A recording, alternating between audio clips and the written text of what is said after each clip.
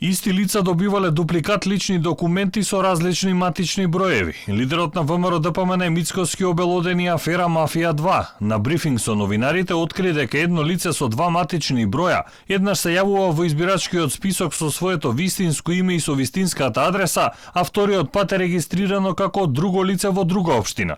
Вакви лица според Мицкоски има на 20.000. Според информациите кои биле доставени во партијата, извесен Диме Димовски имал два матични броја кои се разликувале во последните 3 бројки. Со едниот бил запишан во Чаир, а со другиот во Сарај.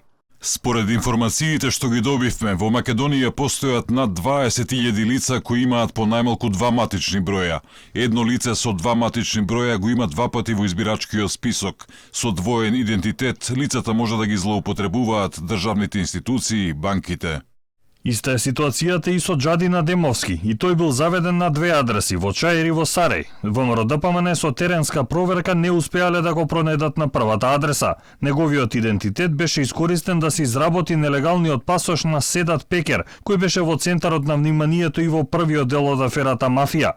Мицкоски прашува како се појавиле 20.000 двојни матични броеви, кога СДСМ и ВМРО ДПМН уште во 2016-та утврдија дека избирачкиот список е прочистен, односно ваквите случаи се отстранети. И тогаш и сега министер за внатрешни работи Оливер Спасовски посочува опозицијскиот лидер. Аферата Мафија неодамна имаше и прв дел. На криминалци од регионот им се издаваа македонски пасоши со лажен идентитет. Обвинителството поднесе обвинение против 11 лица.